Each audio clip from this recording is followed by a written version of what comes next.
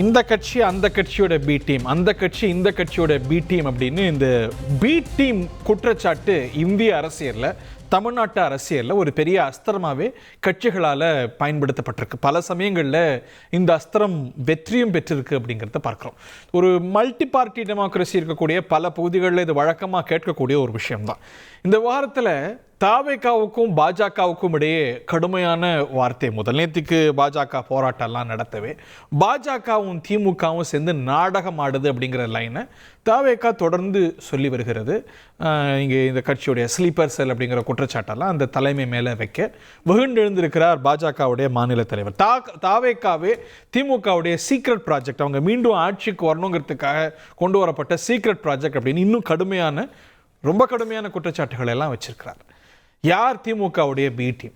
BJP versus தாவேகா அப்படின்னு விவாதம் அனல் பறக்கிறது. நிகழ்ச்சியில் நம்முடைய இணையக்கூடிய விருந்தினர்கள் தமிழக வெற்றி கழகத்தின் சார்பாக திரு வீர விக்னேஸ்வரன், அவரை நிகழ்ச்சிக்கு அன்போடு வரவேற்கின்றோம். திரு முஸ்தபா அவர்கள் இணைகிறார், தமிழக வெற்றி கழகத்துடைய தோழமை கட்சி. மற்றும் திரு துக்ளக் ரமேஷ் அவர்களை நிகழ்ச்சிக்கு வரவேற்கின்றோம். மற்றும் திரு ஸ்ரீகாந்த் கருணேஷ் அவர்கள் பாஜகவுடைய செய்தி தொடர்பாளர், அவரையும் நிகழ்ச்சிக்கு அன்போடு வரவேற்கின்றோம். அவங்க திமுகவுக்கு எதிராக கொள்கையை எதிரியாக வச்சுக்கிட்டு காலாகாலமாக அரசியல் செய்கிறவங்க. அவங்கள பி டீம்னு சொன்னால் அவங்க வெகுண்டு இழத்தனை செய்வாங்க. நீங்கள் பின் வாங்கிக்கிறீங்களா அவங்க கருத்தை? ஸ்ரீகாந்த் எவ்வளோ கோபமாக இருக்கிறார். திமுக கொள்ளை இருக்குன்னு நீங்களா நினச்சிக்கிட்டா அதுக்கு நான் பொறுப்பு இல்லை. கொள்கை எதிரின்னு சொல்லி கொள்கை எதிரி தான் 99 ஆட்சி கவுறப்போ ஓடி போய் ஆதரவு கொடுத்தாங்க. அன்னைக்கு பாஜக அரசு 7 ஓட்டில் தோற்றுருக்கணும். ஆனால் தோத்தது 1 ஓட்டில். அந்த 6 ஓட்டு போட்டது யாரு?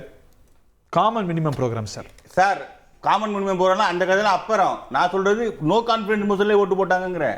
காமன் மினிமம் ப்ரோக்ராம் இந்த கதை சொல்ற சரி. இந்த காமன் மினிமம் ப்ரோக்ராம் போட்டதுல கோத்ராவும் வருதா, அதில் காங்கிரஸ் எம்பியை கொளுத்தி விட்டதும் வருதா, இந்த காமன் மினிமம் ப்ரோக்ராம்ல அதெல்லாம் வருதா, வெங்கடாச்சல கமிட்டி வருதா, கான்ஸ்டியூஷன் வெயிட் பண்ணது வருதா?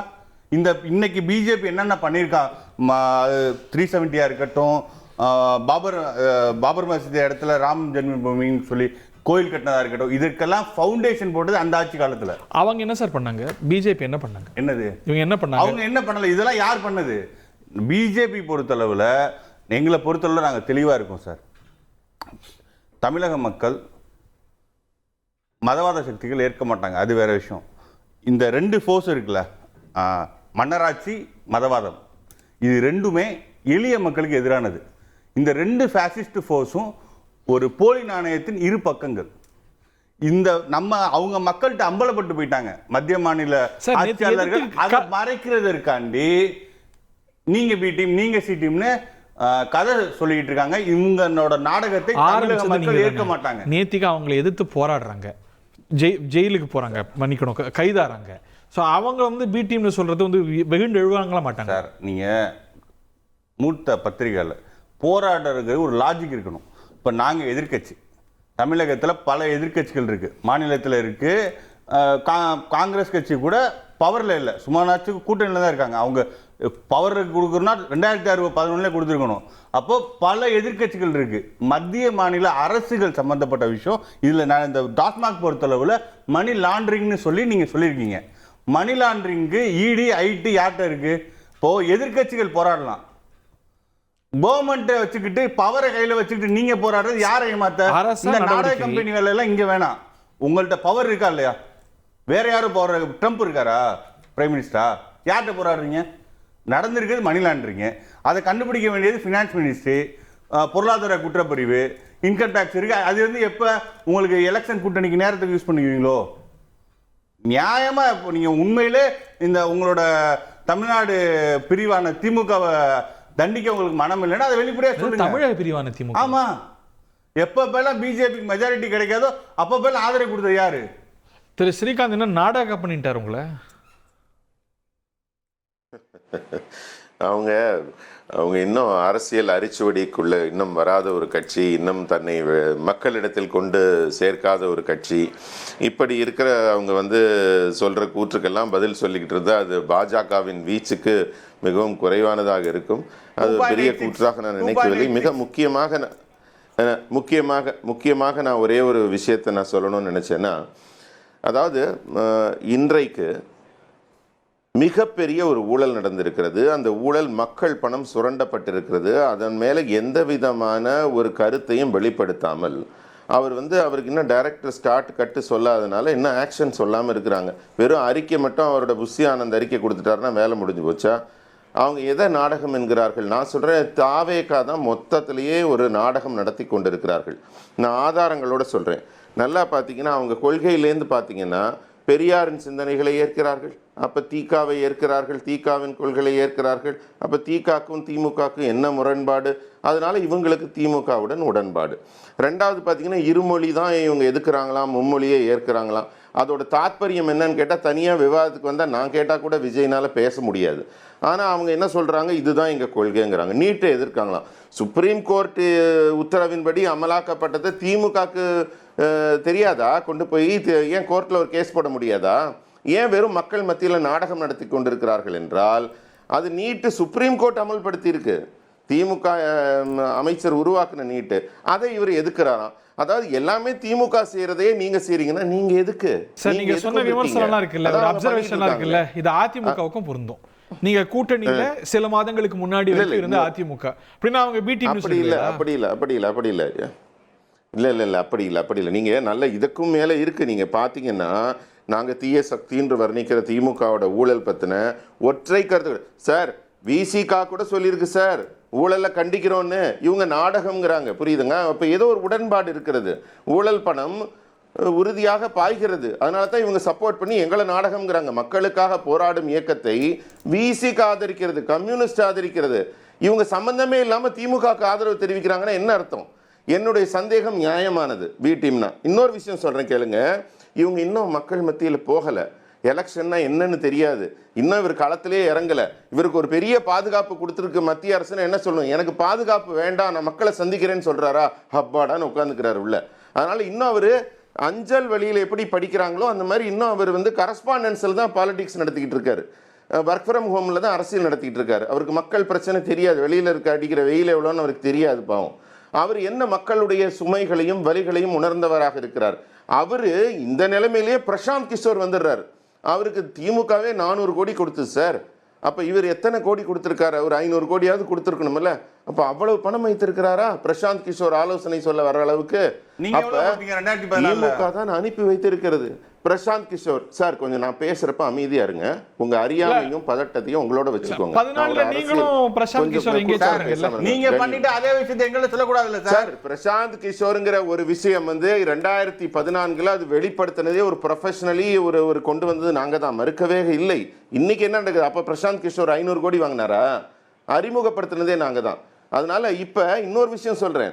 திமுகவுடைய பெண் அமைப்பை பின்னால் இருந்து இயக்கும் ஆதவ் அர்ஜுனா அவர்கள் மாப்பிள்ளையின் நண்பராக இருப்பவர். அவர் அங்கேருந்து என்ன போனாரு? ஆஹா, கூட்டணி கட்சி ஒரு மாநாடு நடத்தணுங்க திருச்சியில, நீங்க மாநாடு நடத்தி கொடுங்கன்னு நினைச்சாங்க. அவர் கூட்டணி கட்சிக்கு மாநாடு நடத்தி கொடுக்கறதுக்காக உதவி செய்ய விசிகாக்கு போனார். அந்த டாஸ்க் முடிஞ்சு போச்சு. இப்போ அடுத்து இன்னொரு கட்சி புதுசா ஒன்று வந்திருக்கு, ஒரு நடிகர் கட்சி நடத்த போனார், மாநாடு நடத்தணும்னாங்க. அவர் வந்து பின்னணியில் ஆதரவு கொடுத்தார். இப்போ முன்னணிக்கே வந்துட்டார் அந்த கட்சிக்கு. தன்னுடைய கூட்டணி கட்சிகள் எல்லாம் உறுதி செய்வதற்காக, சில நிதி சதி போன்ற வேலைகளுக்கெல்லாம் உதவி செய்வதற்காக ஆதவ் அர்ஜுனாவை திமுக வாங்கிக்கிறாங்க.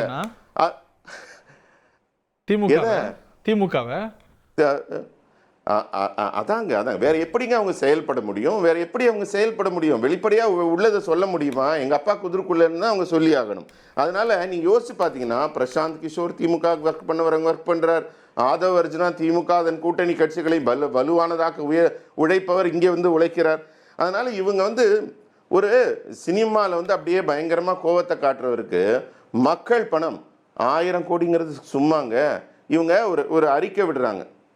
என்ன அறிக்கை விடுறாங்க? அமலாக்கத்துறை ஏன் நடவடிக்கை எடுக்கலன்னு.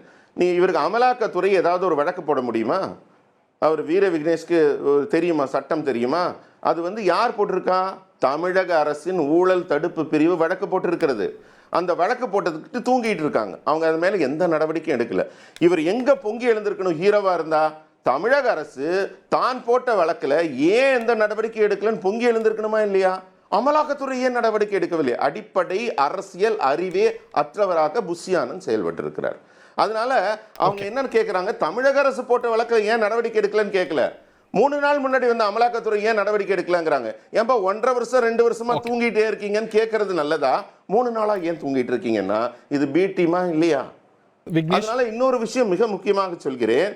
அமலாக்கத்துறை என்ன பண்ணுன்னு கேட்டீங்கன்னா, அமலாக்கத்துறை என்ன பண்ணுன்னா ஆதாரங்களை திரட்டும். ஆதாரங்களை திரட்டி புட்டு வச்சிருக்கிறாங்க. எந்தெந்த நிறுவனங்கள் எப்படியெல்லாம் செய்திருக்கிறார்கள்னு நீங்க பாத்தீங்கன்னா, வால்யூம் ஆஃப் டிரான்சாக்ஷன் பாத்தீங்கன்னா பல லட்சம் கோடிகளுக்கு இங்க இருந்து மக்கள் பணத்தை இழந்திருக்கிறார்கள். இதை பார்த்து ஒரு புதிதாக வந்திருக்கும் கட்சிக்கு கோபம் வரணுமா, மக்கள் போராட்டத்தை நாடகம் என்று எள்ளி நகையாடுவார்கள், தூக்கி எறியப்படுவார்கள். எப்ப ஒவ்வொரு மக்களின் வலிகளையும் வேதனைகளையும் புரிந்து கொள்ளாமல் ஏசி ரூம்ல உட்கார்ந்துகிட்டு தூசி கூட மேலப்படாம ஒரு நடிகர் செயல்படுகிறாரோ அவரால் கட்சியும் நடத்த முடியாது, மக்களை சந்திக்கவும் முடியாது. ஏன்னா இந்த ஒரு மேக்னிடியூட்ல நடந்திருக்க ஊழலை பத்தி கூட ஒரு அடிப்படை அறிவும் இல்லாமல் இதை நாடகம் என்று வர்ணிக்கிறார் என்றால் அவருக்கு கொடுத்திருக்க நேரட்டிவ், அவருக்கு டயலாக தான் கொடுத்திருக்காங்க. இந்த சீனுக்கு இந்த டயலாக் பேசுங்கன்றாங்க, அவர் பேசுறாரு. He has been driven by some force. அவருக்கு சுயமாக சிந்திப்பதோ சுயமாக செயல்படுவதோ இல்லை. இதைத்தான் எங்க தலைவர் வலிமையாக சொல்லி இருக்கிறார், எங்க தலைவர் வன்மையாக கண்டித்திருக்கிறார். நாங்க மக்களுக்காக ரொம்ப அதீதமா பேசிட்டாரோ, மக்கள் பிரச்சனை கையில் எடுத்துட்டு போறாங்க. ரொம்ப அதீதமா பேசிட்டாரோ. என்னது சினிமா காட்சிகளை எல்லாம் வர்ணிச்சு பேசிரு, உங்களால கூட வர்ணிக்க முடியல பாருங்க. சினிமாவா அவர் நினைச்சுக்கிட்டு இருக்காரு. அதைத்தான் சொல்றேன். அரசியலில் மக்களுக்காக நடைபெறும் போராட்டத்தை ஒரு சினிமா காட்சியாக இருக்கிறார் என்பதை அப்படியே நெத்தி பொட்டில் அடிச்ச மாதிரி தெளிவாக சொல்லி. வினைக்கு எதிர்வினை, இது ஒண்ணு சினிமா காட்சி இல்லை. விக்னேஷ், இது வினைக்கு எதிர்வினை. நீங்க பேசுனீங்கன்னா பதில் வாங்க தானே செய்யணும். அண்ணன் பேசுறப்போ வீச்சு கீச்சுலாம் பேசினாரு. பிஜேபி தமிழகத்தோட நிரந்தர போன்சாய் மரம், அதோட ஸ்ட்ரென்த் 2.86. 2014 நீங்க தனிச்சு வாங்க. எங்க ஸ்ட்ரென்த் என்னன்னு 2026 தெரியும். தமிழகத்தின் ஆகப்பெரிய ஒரு புரட்சி தலைவருக்கு அப்புறம் ஒரு மக்கள் தலைவர் எங்க தளபதி. எங்களோட ஸ்ட்ரென்த்தை நாங்க 26 நீங்க சொல்ல முடியுமா? எங்களுக்கு நீங்க ஒரு ஈக்குவலண்டே கிடையாது. நீங்க எங்களை சொல்றீங்க வீச்சு கிடையாதுன்ட்டு. நீங்க சென்ட்ரல்ல பவர்ல இல்லைன்னு வச்சுங்க, உங்களை ஒரு யூடியூப் சேனல் கூட உங்க மாநில தலைவர் இன்டர்வியூ எடுக்க மாட்டாங்க. சென்ட்ரல் பவரை வச்சுக்கிட்டு நீங்க மீடியா அட்டென்ஷன் கிடைக்குது. அந்த மீடியா அட்டென்ஷன் வச்சு ஒரு யூடியூப் சேனல்ல என்கிட்ட பேச சொல்லுங்க சார். காணல் நீர் சார், ஒரு யூடியூப் சேனல்ல உங்க தலைவரை பேச சொல்லுங்க சார். காணல் நீர் எழுதி வச்சுங்க சார். 2014க்கு முன்னாடி மாநில தலைவர் இருந்தாங்க. ஐயா பொன்னார் இருந்தாரு, ஐயா இலகணேசன் இருந்தாரு. யாராச்சும் கண்டுக்கிட்டாங்களா? தெரியுமா இப்படி எல்லாம் தலைவர் இந்த யங் 2K கிட்ஸ் போய் இப்படி எல்லாம் ஒரு தலைவர் பிஜேபிக்கு இருந்தாங்கன்னு கேளுங்க. யாராச்சும் தெரியும் சொல்றாங்கன்னா நீங்க கேளுங்க. 2K கிட்ஸ் போய் கேளுங்க. நீங்க சென்ட்ரல்ல பவர்ல இருக்கறனால ஏதோ மீடியா கவரேஜ் கிடைக்குது, அதுக்காண்டி என்ன வேணா பேச கூடாது. எல்லாத்துக்கும் ஒரு அரசியல் உங்க தலைவர் விஜய்க்கு சார் ஒரு யூடியூப் சேனல் என்கிட்ட போத சொல்லுங்க. உங்க தலைவருக்கு திராணி இருந்தா எங்க தலைவரோட எல்லாம் பேச வேண்டாம். முதல்ல அவருக்கு சொந்தமா பேசக்கூடிய ஆற்றல் இருந்தா என்ன ஃபேஸ் பண்ண சொல்லுங்க. நீங்க அவரால பண்ண முடியாது, அவருக்கு ஒண்ணுமே தெரியாது, அவருக்கு டயலாக் தரணும் சார். சிலருக்கு பிரஸ் மீட் வைக்கிறது அவர் எழுதி கொடுத்தத படிக்கிறவர் சார். அதனால நீங்க யூடியூப் அதெல்லாம் பேசாதீங்க சார். உங்களுக்கு பிரஸ் மீட் வைக்கிறது தான் சார் அரசியல்.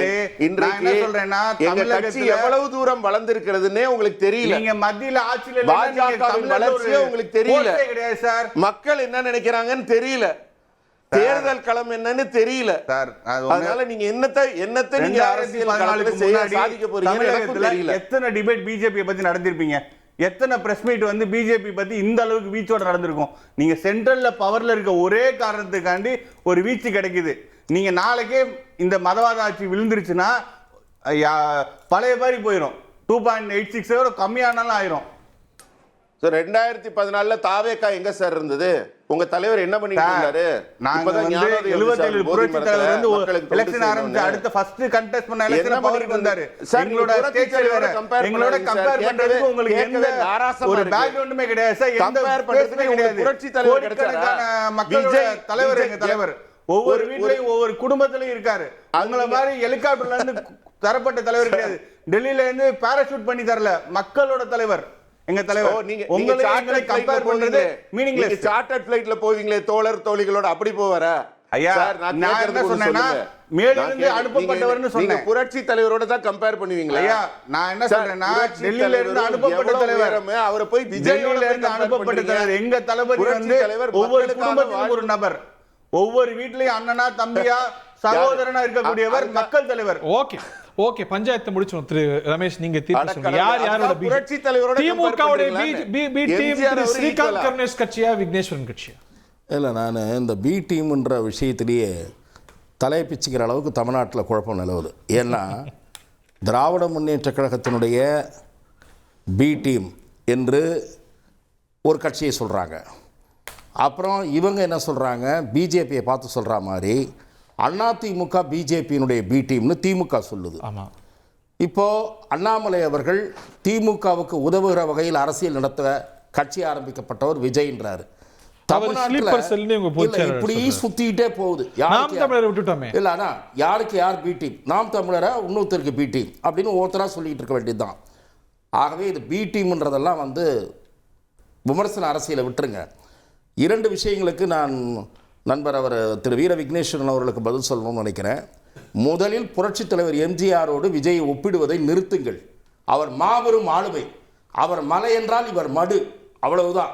எம்ஜிஆர் பின்னால் மிகப்பெரிய எழுச்சி தமிழகத்தில் கூட இருந்து சென்று பயணங்களில் பார்த்தவர்கள். அக்டோபர் மாநாடு கண்ணை மூடிட்டே என்ன இருந்தது மேக்சிமம் எவ்வளவு?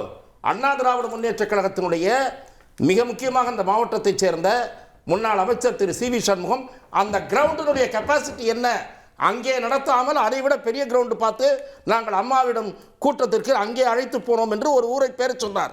எதற்காக சொல்கிறேன் என்றால், ஒரு 75,000 பேர் அமரக்கூடிய இடத்தில் வைத்துக்கொண்டு வெளியே எல்லாம் வாகனங்கள் இருந்தால் கூட 1 லட்சம் 1.25 லட்சத்துக்கு தாண்டாத இடத்துல இருந்து நான் 10 லட்சத்தை கூட்டிட்டேன் மீடியா ஒரு ஹைப் கொடுக்குது. அதே போல திரு கருணேஷ் அவர்கள் சொல்லுவதை போல அறிக்கை அரசியல் இன்று வரை நடத்தி கொண்டிருக்கிறார். அறிக்கை அரசியல், ஒரே மாநாடு, ஒரு பொதுக்குழு, அவ்வளவுதான். பல பிரச்சனைகளின் மீது அவரது பார்வை என்ன? பத்திரிகையாளர்களை சந்தித்தாரா? ஏன் முடியல? மக்கள் திலகம் எம்ஜிஆர் சொல்றாரு, எம்ஜிஆர் கட்சி ஆரம்பித்த போது சாரை சாரையாக சத்யா ஸ்டுடியோவிற்கு வந்து குவிகார்கள், பத்திரிகையாளர்கள் போய் பார்ப்பார்கள். அப்போ டிவி சேனல் கிடையாது. அப்போ வெளிவந்து கொண்டிருந்த பத்திரிகைகள் ஒரு 6-7 நிருபர்கள் எம்ஜிஆரை சுற்றி எப்போதும் இருப்பார்கள். செல்வி ஜெயலலிதாவை பற்றி பேசுகிறார்கள்.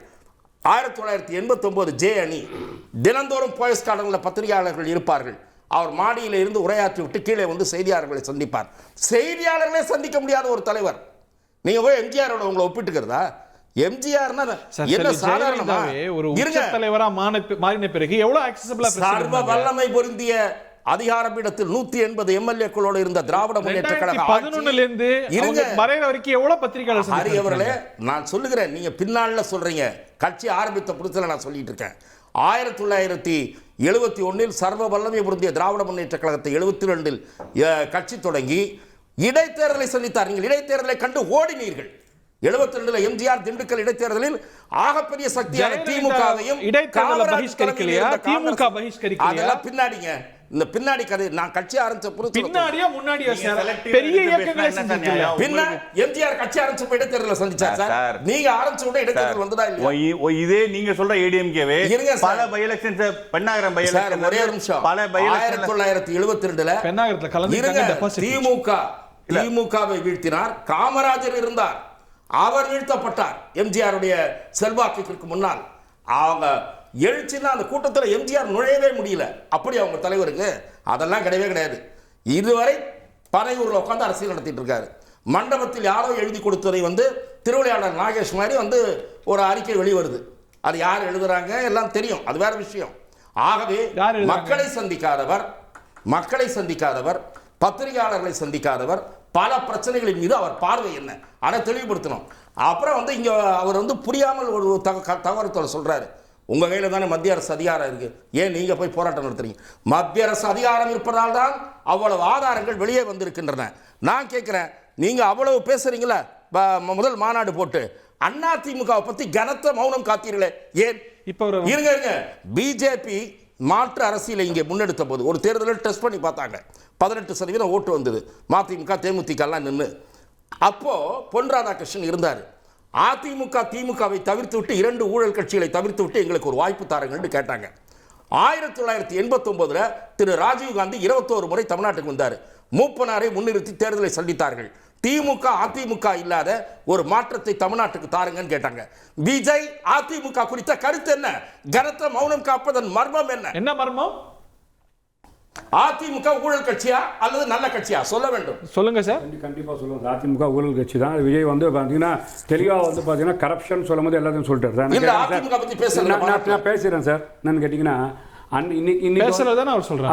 அதான் சார் என்னன்னு இந்த விஷயத்தில் பார்த்தீங்கன்னா நம்ம மரியாதைக்குரிய ஸ்ரீராம் ஐயா பேசும்போது அண்ணாமலையும் விஜயும் கம்பேர் பண்ணுறேன். நான் கேட்குறேன் சார், அண்ணாமலை விஜய் மாதிரி நான் தனியாக நிற்பேன், என் கீழே கூட்டணி வரணும், நான் தனி பிரைமரி ஃபோர்ஸ்னு அண்ணாமலைக்கு சொல்கிற தைரியம் இருக்கா, துணிச்சல் இருக்கா? போன எலெக்ஷன் அண்ணாமலையே வந்து வேஷ்டி லக்கேஜா தான் சுமந்துட்டு போயிட்டு இருக்காங்க. புரியுதா? அண்ணாமலை தமிழ்நாட்டு அது நீங்க தான் வச்சுக்கணும் சார். இந்த வரக்கூடிய எலெக்ஷன்ல வந்து இன்னைக்கு வந்து பாத்தீங்கன்னா ஏடிஎம்கேக்காக தேவடு காட்டிட்டு இருக்காங்க. வேற வழி பிஜேபி யார் சுமக்கிறது? தமிழ்நாட்டு அரசியல் இன்னைக்கு அண்ணாமலை வந்து சிரிப்பு போலீஸா தான் களம் வந்துட்டு இருக்கிறார். நான் கேட்கிறேன் சார், இன்னைக்கு நீங்க வந்து பாத்தீங்கன்னா ஏன் இடி ரைடு பண்ணிருச்சு, ஈடி வந்து செஞ்சிருச்சு, ஈடி ரைடு பண்ணிச்சுன்னு சொன்னால் நீங்கள் நடவடிக்கை எடுக்கணும். நீங்கள் எதுக்கு வந்து பார்த்தீங்கன்னா உங்கள் கையில் எல்லா ஆயுதத்தையும் வச்சுக்கிட்டு எதுக்கு காமெடியாக வந்து ரோட்டில் வந்து ஆர்ப்பாட்டம் பண்ணுறீங்க? சரிங்க, இன்னொன்று ஆர்ப்பாட்டம் பண்ணுறதுன்னு கேட்டிங்கன்னா ஏதோ ஒரு முட்டத்தெருவில் போயிட்டு வள்ளுவர் கோட்டமோ கலெக்டர் ஆஃபீஸில் ஆர்ப்பாட்டம் பண்ண போகிறாங்க. அதுக்கு ஏன் இவ்வளோ வாய்ப்பு கொடுக்குறாங்க திமுக? நீ எவ்வளோ போராட்டம் பண்ணீங்க? திமுக என்ன போராட்டம் அரசியல் ஒரு முக்கியமான ஆயுதம். தாவேக்கா எத்தனை போராட்டம் எத்தனை விஷயத்துக்கு நடத்திருக்கு? தாவேக்கா போராட்டம் வருதுன்னு சொன்னா இந்த ஆளுங்கட்சி விட்டுட்டு இருக்கிற பரந்தூர் விமான நிலையத்துக்கு போராட்டம் நடத்துன்னு சொல்லும் போது எவ்வளவு இடையூறு கொடுத்தாங்க?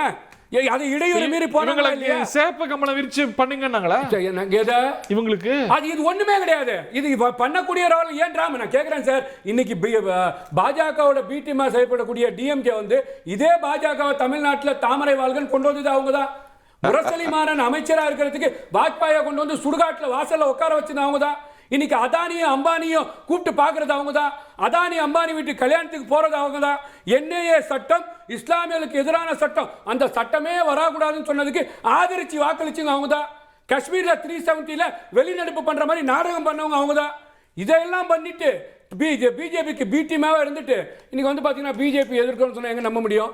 இததான் சார் சொல்றோம், வெட்ட வெளிச்சமா. நான் கேக்குறேன் சார், இவ்வளவு பேசுறாங்க அண்ணாமலை. இல்ல சார், போன தேர்தலில் திமுகவுக்கு ஆதரிச்சு மறைமுகமா நேரடியா செஞ்சுட்டு இன்னைக்கு நீங்க அவங்கள சொன்னா நியமா இருக்கு. போன தேர்தல் விஜய் திமுகவுக்கு சாதமா நடந்துக்கீங்க, மறைமுகமா சொல்லால செயலால. இல்ல அவர் ஓப்பனாவே சொல்றாரு, மகளிர் தின விழால நானும் சேர்ந்துதான் திமுக வாக்களிச்சேன். திமுக தகுதி இழந்துருச்சு, திமுக மக்கள் விரோத ஆட்சியா மாறிடுச்சு. திமுக வந்து அப்புறப்படுத்த வேண்டும். உங்களுக்கு ஒரு கடந்த காலம், அவங்களுக்கு ஒரு கடந்த காலம். நம்ம எல்லாம் அதான் சார், ஆட்சியை கையில கொடுத்துட்டா ஒண்ணு. நான் கேட்கிறேன், இவ்வளவு பேச அண்ணாமலை பேர் பால் டப்பா வச்சு நிப்பாட்டினார், என்ன நடவடிக்கை எடுத்தீங்க? ஒவ்வொரு மினிஸ்டர் மேல நான் ஊழல் பட்டியல் கொண்டு வரேன்னு சொல்லிட்டு நெட்ல இருந்து டவுன்லோட் பண்ணி வந்து பெட்டி பெட்டியா காமிச்சிங்களா, என்ன நடவடிக்கை எடுத்தீங்க? எல்லாத்தையும் சொல்லிட்டு ஒரு நடவடிக்கையும் எடுக்காமல் நீங்க என்ன அண்ணா யூனிவர்சிட்டி பிரச்சனையில கூட எல்லோரும் ஆக்கப்பூர்வமான ஆர்ப்பாட்டம் நடத்தும் போது பஞ்சு சாட்டையை வச்சுக்கிட்டு நீங்க வந்து மனமாட்டம் பண்றீங்கன்னு சொன்னா திமுக பாஜக பேசி வச்சு செஞ்சு கொண்டிருக்கின்றது. சார் விஜய் என்ன பண்ணார்? அண்ணா யூனிவர்சிட்டி விஜய் என்ன பண்ணார்? விஜய் என்ன பண்ணார்? திமுக மத்திய கவர்மெண்ட்ல போய் நின்னா என்ன பண்ணனும்? சார் ஒரு நிமிஷம், நீங்க என்னத்துக்கு இருக்கீங்க? திமுக என்ன பண்ணுச்சு? மத்திய அரசாங்கம் என்ன பண்ணுச்சு? நீங்க ரைடுன்னு சொன்னீங்களா இல்லையா? 1000 கோடி ஊழல்னு சொன்னீங்களா இல்லையா? அவங்க மேல என்ன நடவடிக்கை எடுத்தீங்க? அதுக்கு பதில் சொல்லுங்க. விஜய் முதலமைச்சரா? விஜய் பிரதமரா? விஜய் மினிஸ்டரா? விஜய் எம்எல்ஏவா? விஜய் வந்து எம்எல்ஏவா கூட ஆக முடியாது. நீங்க தமிழ்நாட்டுல ஃபோர்ஸபிள் லீடரா இருக்கிறாரு. ஆட்சி அதிகாரத்தை கையில வச்சுக்கிட்டு டிபார்ட்மெண்ட்டை கையில வச்சுக்கிட்டு ஒண்ணும் சொல்லாம ரெண்டு பேரும் நாடகம் ஆடிட்டு இருக்கீங்க. எங்க பாத்தீங்க சார் ஃபோர்ஸ்? எங்க பாத்தீங்க? நீங்க எங்க பார்க்கணும் ஃபோர்ஸ்? எங்க பாக்குறீங்க? பாஜக பேசுற பேச்சா இது? எங்க பாக்குறீங்க? பரந்தூர்ல நீங்க ஒரு நாடகம் நடத்துறீங்களே, பரந்தூர் விமான நிலையத்துல இன்னைக்கு திமுக பிரச்சனை என்னன்னு சொல்லுங்க சார். யோசி பாத்தீங்களா? எடப்பாடி பழனிசாமி மொத்தமாக இழந்து பிஜேபினால கீழ போயிருக்கார். பரந்தூர் விமான நிலையத்தின் பிரச்சனை என்ன? பரந்தூர் விமான நிலையத்தின் பிரச்சனை என்ன? அது அண்ணா திமுக ஒத்துக்குறாங்க. சார் ஒரு நிமிஷம் சார், நிறுத்துங்க. என்ன நிறுத்த சொல்றீங்க? நீங்க சொல்லக்கூடிய போலி விஷயத்தை நம்பிட்டு இருக்கணுமா? ஏங்க மணிப்பூர்ல என்ன சொல்லுங்க சார், உங்களுக்கு எவ்வளவு மத்திய அரசு என்ன பண்ணுச்சு? ஒரு மினிஸ்டர் பாலியல் தீண்டல் செய்யறாரு, என்ன நடவடிக்கை எடுத்தீங்க? என்ன பண்ணிட்டு இருக்கீங்க?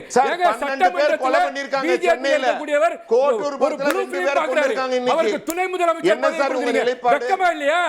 நீங்க பி டீமா இருக்கீங்களா? திமுக சப்போர்ட் பண்றீங்களா? ரெண்டு பேரும் செஞ்சிட்டு இன்னைக்கு வந்து பாத்தீங்கன்னா விஜய் என்ன செஞ்சாரு? விஜய் முதலமைச்சரா? விஜய் முஸ்தபா, 26 முதலமைச்சர். முஸ்தபா, விஜய் 26 அரசியல் களம். முதலமைச்சர் விஜய் ஆகவே முடியாதுங்க. 26 தேர்தலுக்கு பத்திரிகை அதெல்லாம் சந்திப்பார். கனவுல கூட விஜய் ஆக மக்கள் முடியாது. பிரச்சனை பேசுறார். சார், பேசிக் அந்த கொண்டு மாதிரி இருக்கிறார். சீனே வைக்கல. அப்படி பேசுங்க சார். சார் அந்த மாதிரி ஒரு சீனே எல்லா வைக்கல மீட்டிங்கும் வச்சுக்கிட்டு விஜய் சார், அந்த மாதிரி ஒரு விஜய் சீனே யாரை இல்ல. ஏமாத்துறீங்க? யாரு ஏமாத்தல சார், கொஞ்சம் உணர்ச்சி வசப்படாம நான் கேட்கறதுக்கு பதில் சொல்லுங்க. இது வரைக்கும் கோட்டூர்புரத்துல இன்னைக்கு 2 பேர் கொலை, இது வரைக்கும் 12 பேர் கொல்லப்பட்டிருக்காங்க.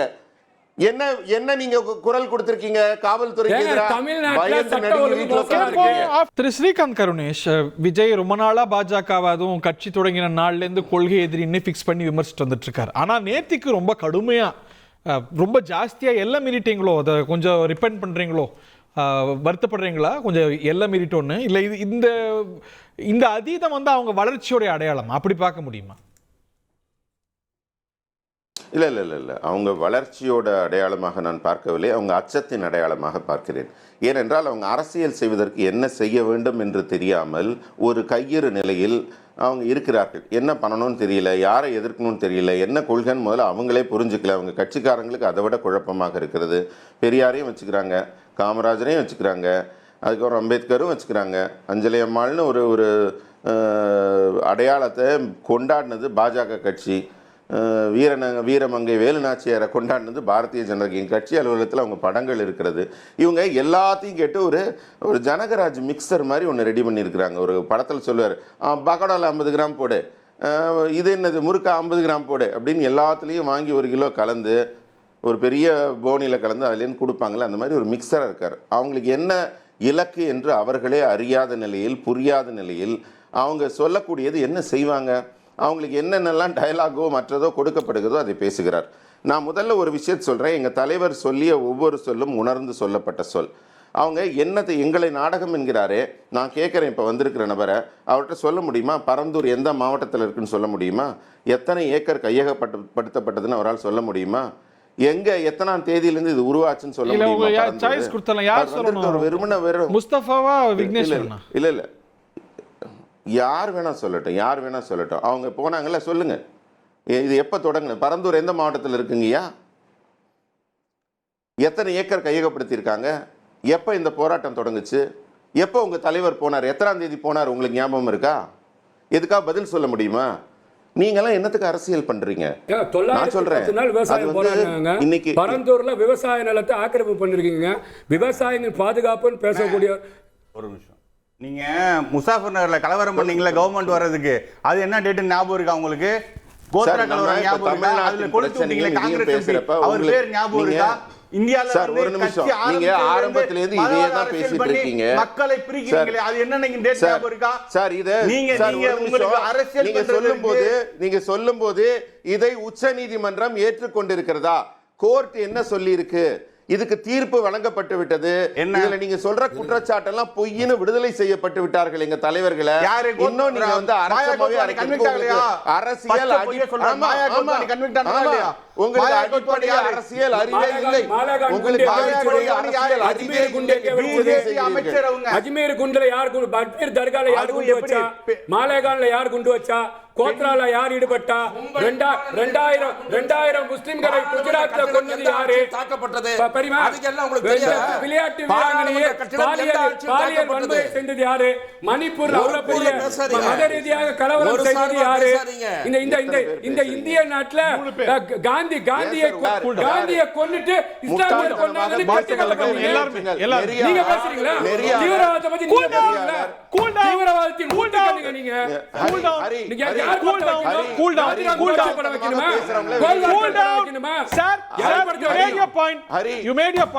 எல்லாரும் வார்த்தைகள்ல கவனமா இருக்கணும். முட்டாள்தனமா பேசுறவங்கள வெளியே, முட்டாள்தனமா பேசுறவங்க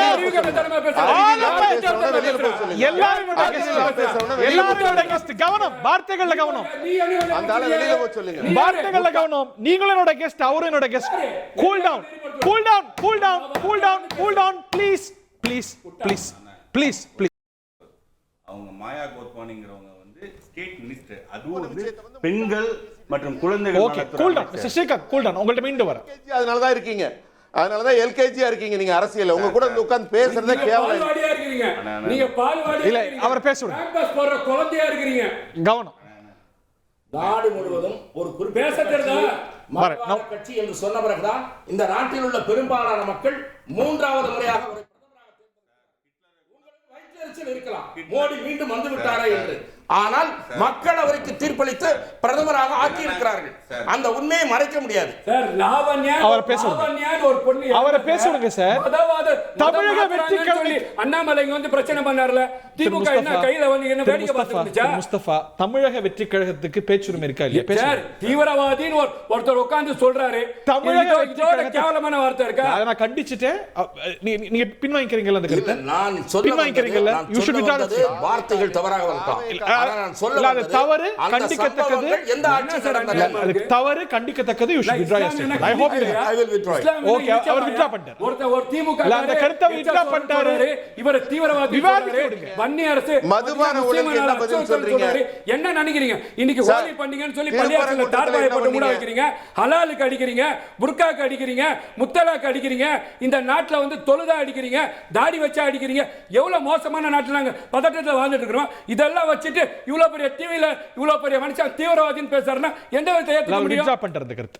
நான் அந்த வார்த்தைகளை பின்வாங்கிக் கொண்டேன். ஆனால் நான் சொல்ல அது கண்டிக்கத்தக்கது. நீங்க நான் சொல்ல வந்த கருத்து பம்பாயிலே அந்த நம்ம அடுத்த விஷயத்துக்கு போவோம். அடுத்த விஷயத்துக்கு போவோம். பாராளுமன்ற தாக்குதல் நடந்த போதும் அப்போது எந்த ஆட்சி நடந்து கொண்டிருந்தது? அடுத்த விஷயத்துக்கு போவோம். அது விவாத பொருள் இல்ல. அண்ணா சொன்ன மாதிரி அவங்க யாரோ ஒரு நபர் இல்லை, யாரோ ஒரு தேர்ட் பர்சன் பண்ணதுக்கு பிஜேபி சொல்லலை. அவங்க பிஜேபியில் இதே சாட்சாத் பிரதமர் அவர்கள் அங்கே சிஎம்மாக இருக்கிறப்போ அதில் பெண்கள் மற்றும் குழந்தைகள் நலத்துறை அமைச்சராக இருந்து கன்விக்ட் ஆனாங்க. விந்தியமலைக்கு கீழே வருவோமையானா சார் இதை பேசுங்க சார். ஏன் சார் ஸ்கிப் பண்ணுறீங்க? குஜராத்தில் பிரதமர் மோடி அவர்களின் கீழே இருக்கிறவங்க சார் ஒரு பெண்ணு அமைச்சராக இருக்காங்க, அதுவும் பெண்கள் மற்றும் குழந்தைகள் நலத்துறை அமைச்சராக இருக்காங்க, உயிரோட கொளுத்தி விட்டாங்க சார். குல்பர்க் சொசைட்டியில் ஒரு காங்கிரஸ் எம்பி உட்பட எல்லாரையும் கொளுத்து விட்டாங்க. இப்ப நீ இப்படி மதவாத அரசியல் நாடு ஃபுல்லா பண்றவங்க வந்து எங்களை பத்தி கேட்கிற, அது மக்கள் பிரச்சனை. நாங்க போய் பரந்தூர் மக்களை தூண்டல. அந்த மக்கள் 900 ஆண்டுகள் போராடுறாங்க. மக்களின் உணர்வை வெளிப்படுத்த உங்களை போல இருக்கிற நபர்களை மக்கள் மத அடிப்படையில் பிளவுபட்டு சண்டை போட்டு அதிகாரத்தை ரத்தத்தை ஓட விடல. நாட்டுல ஒரு கட்சி வந்து மக்களை பிரித்து அதிகாரத்தை கைப்பற்றியதுன்னா அது ஹிட்லருக்கு அப்புறம் பிஜேபி தான். கோர்ட்ல இருந்து விடுதலை செய்யப்பட்டவரை பத்தி நீங்க அவதூறு பேசுறீங்க. ஒரே நிமிஷம் கோர்ட்டுக்கு அவதூறு பேசுறீங்க. கோர்ட் எந்த வருஷம் கைப்பற்றினாங்க? எந்த வருஷம்? ஒரே நிமிஷம் எந்த வருஷம் கைப்பற்றினாங்க? எந்த வருஷம் பிஜேபி ஆட்சியை கைப்பற்றிது? 96. அதுக்கப்புறம் 98. நீங்க இந்த குஜராத் 2014ல கைப்பற்றினாங்கல்ல. எப்ப இங்க கோயம்புத்தூர் வந்தார்ல மோடி, அவரை போய் ஏன் பார்த்தார் சார்? தனிப்பட்ட அப்படி அவங்க மேல ரத்தக்கார படிஞ்சிருக்கு அப்படின்னா நரேந்திர மோடி பிரதமரா வரல, தமிழ்நாட்டுக்கு பிரச்சாரத்துக்கு வந்தார். அந்த தேர்தலில் திரு விஜய் எதற்காக நரேந்திர மோடியை எங்க தளபதி அவர்கள் ஆல்ரெடி சொன்ன மாதிரி எங்களுக்கு கொள்கை மாறுபாடு இருக்கு. யார் மேலும் தனிப்பட்ட வெறுப்பு இல்லை. யார் மேலும் எலெக்ஷன் சமயத்துல சார் பிரச்சாரத்துக்கு வந்தபோது சார் பிரதமர் வேட்பாளரா பிரச்சாரத்துக்கு வந்தபோது நான் ஒரு இண்டிவிஜுவலா அது எலக்ட்ரல் பாலிடிக்ஸ்ல இருக்கவங்களுக்கு தான் அது எலெக்ஷன். மற்ற விஷயம்லாம் இது நான் புடிச்சுக்கிறேன் சார். தனிப்பட்ட முறையில் அவரோட கேம்பெயினிங் போனாரா இல்ல அவருக்கு ஆதரவு உச்ச நட்சத்திரம் ஒரு எலெக்ஷன் சமயத்துல ஒரு பிரதமர் வேட்பாளர் வரும்போது பார்க்கறாருன்னா தட் சேஸ் a message. இப்போ சில முக்கிய நபர்கள் வந்து இந்த ஆதரவு கொடுக்குறோம். முடிச்சுக்கிறேன் சார். பல ஆக்டர்ஸ் வந்து வட இந்தியாலும் சரி தென்னிந்தியாலும் சரி ஒரு கட்சியை நாங்கள் ஆதரிக்கிறோம் வெளிப்படையாக சொல்லுவாங்க. அந்த மாதிரி ஏதாச்சும் எங்கள் தளபதி சொல்லியிருக்காரு. யோகி ஆதித்யநாத் பார்ப்பாரு. நான் என்ன சொல்றேன்னா ஒரு நபரை சந்தித்தாலே அவங்களோட கருத்தை ஃபுல்லாக ஒத்துக்கிட்டோம்னு அர்த்தம் கிடையாது. இன்னைக்கு கூட நாங்கள் 4 பேர் அண்ணன் முடிச்சுக்கிறேன். சாரை கூட நான் சந்திச்சேன். அதுக்காண்டி அவர் கருத்தை ஃபுல்லாக ஒத்துக்கிட்டேன். அவர் வந்து ஒரு சமூகத்தையே தீவிரவாதின்னு முத்திரை குதிரை ஒத்துக்கிட்டேன்னு நீங்க சொன்னீங்கன்னா அது வந்து எப்படினாலும் வார்த்தை இவ்வளவு பெரிய டெலிவிஷன் பாக்குறப்போ வித்ரா பண்ணி ஈஸியா பண்ணிடலாம் சார். அந்த கருத்தியல் வந்து அவ்வளவு பெரிய மக்களுக்கு போயிருக்கும்ல, அது எப்படி ஏத்துக்க முடியும்? இதுதான் இந்த மதவாத கருத்து. இதை நாங்கள் உறுதியாக எதிர்ப்போம். இந்த மண்ணில் மதவாதம் எப்பவுமே ஜெயிக்காது. புத்தர் காலத்துல இருந்து இந்த பிரிவினையை நீங்க பண்ண சமூக நீதி இயக்கங்கள் வரும், உங்களை வீழ்த்தும். ஓகே, மதவாதம் எங்க சார் இருக்கு? மதவாதம் எங்க இருக்கு சார்? அதே குஜராத்லயும் இந்தியாவுல 3வது முறையா பிரச்சாரம் செய்யப்படுகிறது. அதை உங்கள் விஜய் கண்டிக்கிறது.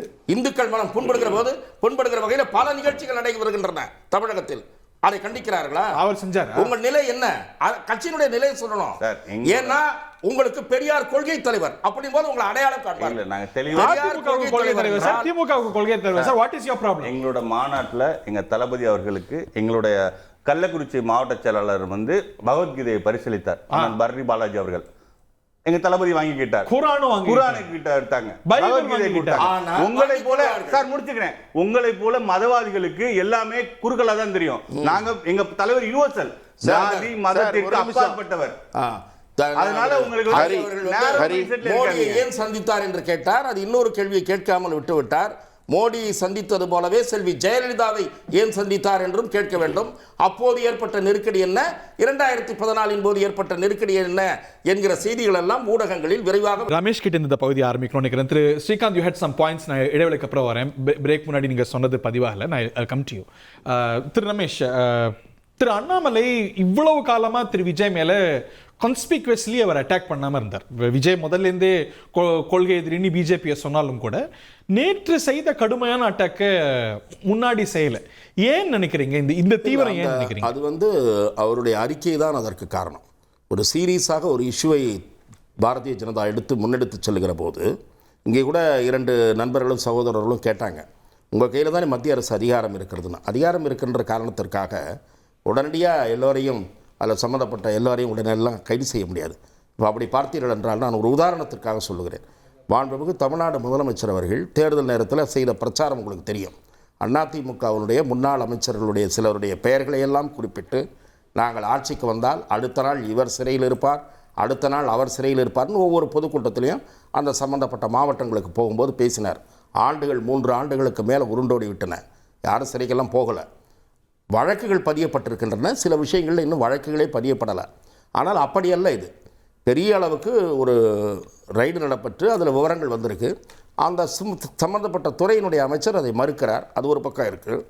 ஆனால் அந்த அமலாக்கத்துறையினுடைய அறிக்கையில் என்னென்ன தவறுகளை நாங்கள் கண்டறிந்திருக்கிறோம் என்று ஸ்ப்ளிட் பண்ணி டீட்டெயில்ஸ் கொடுத்துருக்குறாங்க.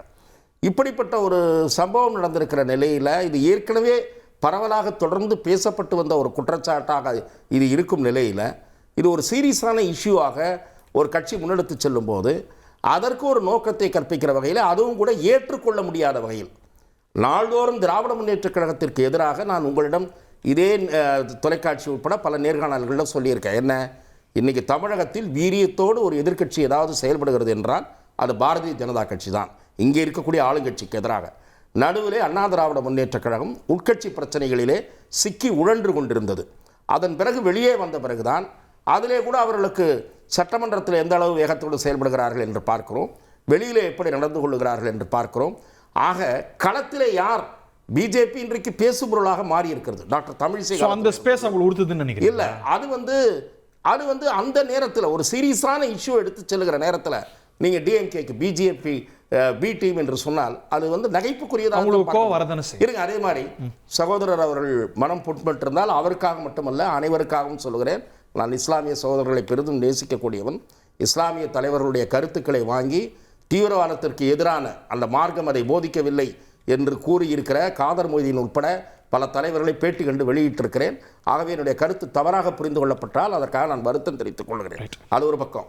ஆகவே விஜய் அவர்கள் சரியான புரிதலோடு இல்லாமல் அல்லது ஏதோ அது பற்றி விரிவாக ஆலோசிக்காமல் அவர் வெளியிட்ட அறிக்கை தான் அவர் அதற்கு காட்டமாக பதிலடி கொடுக்க வேண்டிய சூழலை உருவாக்கி இருக்கிறது என்று நான் ஒரு தரப்பை தீவிரமா எதிர்கொள்றாங்க. ஆனா அவங்களையும் பி டீம் டைப் பண்ணும்போது அந்த சீட்ஸை வரத்தானே செய்யும். ஒருவேளை அவங்க அந்த வந்து பிரைமரி அப்போசிஷன் ஸ்பேஸ் அவர் சொல்லுது போல எடுக்கிறாங்கிறதுனால நீங்க இன்செக்யூரா ஃபீல் பண்றீங்க. சொல்லிட்டேன், தமிழகத்துல பிஜேபி நிரந்தர போன்சாய் மரம். இவர்கள் அதிகாரத்தில் இருக்கிறதுனால ஒரு மீடியா கவரேஜ் கிடைக்குது. நீங்கள் இன்னைக்கு இல்லை, லாஸ்ட் டைம் கூட நிறையா கேஸ்ட் அவுட்ஃபிட்ஸை ஒரு ஒரு அவங்கள உள்ள கேண்டிடேட்டை போட்டு தான் இந்த இதே பண்ணாங்க. கேஸ்ட் அவுட்ஃபிட்ஸ்னா அந்தந்த ரீஜனில் இருக்கிற கேஸ்ட் அவுட்ஃபிட்ஸை நான் பிஎம்கே நான் சொல்லவே இல்லை. யாரை சொல்றீங்க? நான் பிஎம்கே சொல்லலை. சில இடத்துல சில கேண்டிடேட்ஸ் வந்து இண்டிவிஜுவலாக அவங்களுக்கு லோக்கலில் செல்வாக்கு இருக்கும், அவங்கள பிஜேபி சிம்பிளில் நிற்க வச்சு உங்கள் ஓட்டாக நீங்கள் இது பண்ணுறீங்க. இதே சிவகங்கையில் இதற்கு முன்னாடி ஹெச் ராஜா அவர்கள் இருந்தாங்க பிஜேபி கேண்டிடேட்டாக. அவர் வாங்கின ஓட்டுன்னா இப்போ வாங்கின ஒரு ஓட்டுன்னா நான் அதுக்குள்ளே போகலை. இருந்தாலும் நான் சொல்கிறேன், பிஜேபி இங்கே தமிழ்நாட்டில் சென்ட்ரல் ஸ்டேஜுக்கு வர்றதுன்னா அதை விட பெரிய நகைப்புக்குரிய விஷயம் எதுவுமே கிடையாது. பிஜேபி நிரந்தர போன்சாய் முறை தான். அடுத்த சார் சொல்கிறதுக்கு வரேன். நாங்கள் தளபதி எப்போவுமே சிஐஏயாக இருக்கட்டும், வக்ஃபு சட்டமாக இருக்கட்டும், மதவாத அடிப்படையில் ஒன்றிய மதவாத பிஜேபி கொண்டு வர எல்லா திட்டத்தையும் எதிர்த்துருக்கோம். எப்போவுமே பிஜேபி மதவாத கொள்கையை பின்பற்றனால சமூக நீதி இயக்கங்கள் மேலே அவங்களுக்கு ஒரு உவாமை இருக்கிறது இயல்பு தான். அதை நாங்கள் பெருசாக எடுத்துக்கிறதுக்கு ஒன்றும் கிடையாது. நாங்கள் எப்போவுமே ஏன் இதை நாங்கள் சொல்கிறோன்னா 1996 அப்புறம் 2021 வரையும் பிஜேபி டிஎம்கே எந்த எலெக்ஷன்லையும் மெஜாரிட்டி கிடைக்கல. 2001, 2006, 2011 எந்த எலெக்ஷனுமே கிடைக்கல. இந்த தடவை கிடைச்சதுக்கு காரணமே என்னன்னா, டிஎம்கேக்கு ஆப்போசிட் அலைன்ஸில் பிஜேபி இருந்தனால ஒரு செக்குலர் ஒரு கன்சால்டேட் நடந்துருச்சு. பிஜேபி இருக்கிற இடமோ இல்லை பிஜேபியோட ஆதரவில் தான் டிஎம்கே நீங்க பவருக்கு வந்துச்சு. அது போக ஒரு அலங்கோல ஆட்சி நடத்திருக்க டிஎம்கேவை காப்பாற்றி விடுறதே இவங்க தான். அதாவது அது அண்ணா யூனிவர்சிட்டி சார் முடிச்சுக்கிறேன். அண்ணா யூனிவர்சிட்டி பிரச்சனை பீக்கில் நடந்துக்கிட்டு இருக்கப்போ நம்ம ஐயன் திருவள்ளுவர் அவர்களுக்கு காவி இது போட்டு ஒரு ஃபோட்டோ போடுறது, இந்த இஷ்யூ, இந்த டாஸ்மாக் விஷயம் பீக்கில் போய்கிட்டு இருக்கிறப்போ மும்மொழி பற்றி மத்திய ஒன்றிய அமைச்சர் தர்மேந்திர பிரதான் அவர்கள் மும்மொழிக்காண்டி நீங்கள் தரலைன்னா காசு கொடுக்க மாட்டேன்னு சொல்றதெல்லாம் இவங்க ரெண்டு பேரும் பிளான் பண்ணிக்கிட்டு மேட்ச் ஃபிக்சிங் பண்றாங்க. ஓகே ஸ்ரீகாந்த், ரெண்டு ஃபாசிஸ்ட் ஃபோர்ஸும் மேட்ச் ஃபிக்சிங் பண்றாங்க. இது தமிழக மக்கள் இந்த நாடகத்தை நம்ப மாட்டாங்க. ஸ்ரீகாந்த் இறுதிகத் தன் அரசியல் அறியாமையை மிக தெளிவாக வெளிப்படுத்திய வீர விக்னேஷ்க்கு நன்றி. குற்றச்சாட்டு குஜராத் அது குற்றச்சாட்டு சொன்னாங்க சார். உங்கள் இதில் நான் குறுக்கிடாமல் கேட்டேன் எல்லாத்தையும் கொஞ்சம் அமைதியாக இருங்க. குஜராத்லேருந்து எல்லாம் சொன்னாங்க. ஆனால் அத்தனை வடபுலத்திலையும் இஸ்லாமியர்கள் அதிகமாக வாழும் வடபுலத்தில் குஜராத் ஆகட்டும், யூபி ஆகட்டும், எம்பி ஆகட்டும், இப்போ பீகார் ஆகட்டும், எல்லா இடத்துலையும் பாஜக தொடர்ந்து வெற்றி பெற்று கொண்டு 4வது முறை 5ஆம் முறையை வெற்றி பெற்று கொண்டிருக்கிறோம். மக்கள் எங்கள் பக்கம் இருக்கிறார்கள். இவன் கூட பேசுகிற முஸ்தபா அவர்கள் பேசுகிறார், அவர் எங்களை மதவாதம்னு பேசுகிறாங்க. அவர் கட்சி பேர் என்னங்க? இந்திய முஸ்லீம் லீக்னு வச்சுருக்காங்க. அப்போ நீங்கள் முஸ்லீம்களுக்காக பாடுபடுறதுக்காக ஒரு மதவாத கட்சியை நடத்திக்கிட்டு நாங்கள் மக்களின் பெயரால் இருக்கிறோம். பாரதிய ஜனதா கட்சினா பாரத மக்கள் கட்சி. நாங்கள் மக்களுக்காக கட்சி நடத்தவர்களை மதவாதம்னு பேசுகிறத மக்கள் நம்ப தயாராக இல்லை. எது உண்மையான மதவாதம்? நீங்கள் 1000 திட்டம் சொன்னீங்க. இன்னைக்கு காஷ்மீர் அமைதியாக இருக்கிறது, அயோத்தி அமைதியாக இருக்கிறது. உள்ளே நுழைந்து கொண்டிருந்த பாகிஸ்தான் தீவிரவாதிகள் தடுக்கப்பட்டிருக்கிறார்கள். மோடி அவர்கள் ஆட்சியில் இந்தியாவின் பெருமையும் பொருளாதாரமும் உயர்ந்திருக்கிறது. அதனால் போய்கிட்டே இருக்கிறப்ப இந்த மாதிரி சினிமா நாடக கவர்ச்சியை வச்சுக்கிட்டு நான் தான் எம்ஜிஆர்னு கற்பனை பண்ணிக்கிட்டு வர்ற உங்கள் கட்சினால் பெருசாக வரப்போகிறதில்ல. என்னுடைய கருத்தை சொல்லுகிறேன். அதாவது தன்னை பெரிய ஒரு மாஸ்டர்னும் தன்னை ஒரு பெரிய பீஸ்ட்னும் நினச்சிட்டு பிகில் ஊதிட்டு வந்திருக்காரே உங்கள் தலைவர். அவர் ரொம்ப சீக்கிரமாக அவருடைய வரப்போகிற தேர்தலில் அவர் கோட் அடித்து தெரிக்கும் போது தான் தெரியும் தான் வெற்று துப்பாக்கின்னு. அதனால அது வரைக்கும் நீங்க உங்க நாடகத்தை நடத்திட்டு இருங்க. ஒரு காமெடி சீன் வேணும். அதனால அவர் கோட் அடிச்சு தெரிக்கும் போதுதான் அவர் வெற்று துப்பாக்கின்னு தெரியும். அதனால அது வரைக்கும் உங்க காமெடி நீங்க நடத்திக்கிட்டே இருங்க. மக்களை உங்களை ஒரு பொருட்டாக கூட மதிக்க போவதில்லை. பாரதிய ஜனதா கட்சி அடிப்படை அப்படி உறுதியான அடித்தளத்தில் வளர்ந்து கொண்டிருக்கிறது. எங்க மாநில தலைவர் அவர்கள் மிகப்பெரிய வெற்றியை நாங்க தான் ஒத்தையில தனியா நிப்பாங்களான்னு கேட்டீங்கல்ல, நாங்க தான் தனியா நிக்கிறதுக்கு தயாரா இருக்கோம். இதை நீங்க சொல்ல தயங்குறீங்க, எல்லா கட்சியும் விமர்சிக்க தயங்குறீங்க. அதனால முடிஞ்சா நீங்க அறிவிங்க நாங்க தனியா நிக்கிறோம்னு. நாங்க என்னைக்கோ அறிவிச்சிட்டோம். மக்கள் எங்கள் பக்கம் இருக்கிறார்கள். திமுகவை எதிர்த்து நாங்கள் நடத்துற போராட்டத்துல முடிஞ்சா சேர்ந்து குரல் கொடுங்க, இல்லாட்டி ஓரமா உட்கார்ந்து வழக்கம் போல அறிக்கை மட்டும் கொடுங்க. ஏசி ரூம்லயே இருங்க, வெளியில வந்தா தூசி பற்றும். நன்றி. Thank you Srikanth. ரொம்ப சுருக்கமா சார், சைன் வாங்குறது கூட இன்னைக்கு தமிழ்நாட்டுல பிஸ்கட் பாக்கெட் கொடுக்க வேண்டியது இருக்கு. ஓகேவா? தமிழ்நாடு இந்தியா முழுக்க 400 சீட்டுனாங்க. அயோத்தியில எந்த பூமி அமைதியா இருக்கோ காசியாபாத்ல காவு கொடுத்துருக்காங்க. 400ன்னு பேசுறவங்க பள்ளியில இருந்து இருக்காங்க. நிதிஷ்குமாரையும் சந்திரபாபு நாயுடு தயவுல ஆட்சி நடத்திட்டு இருக்காங்க. இந்தியா முழுக்க பாஜகவை இஸ்லாமியர்கள் விரட்டி அடித்துக் கொண்டிருக்கிறார்கள். ஜனநாயக ரீதியா வாக்கரசியல்ல தோக்கடித்துக் கொண்டிருக்கிறாங்க. ரொம்ப சுருக்கமா யாரோட பீட்டி? திருப்பரங்குன்றத்தில் உங்கள் நிலை என்ன? திருப்பரங்குன்றத்தில் தாலிபான் பாகிஸ்தான் ஆப்கானிஸ்தான் சொல்லக்கூடிய நிலை தான் பாஜக நிலை. ராம ஜென்ம பூமி ரத்தாறு ஓடும் சொல்லதான் பாஜக. இங்கதான் மதவாதம். நாங்க முஸ்லிம் பேர் வச்சா எல்லா மதத்துக்கும் செய்வோம். நீங்க பாரதிய ஜனதா வச்சு பாரத பூரா மதக்கலவரத்தை உண்டாக்கி ரத்தாறு உண்டாக்குறது என்னோட நிலை. நன்றி, வணக்கம்.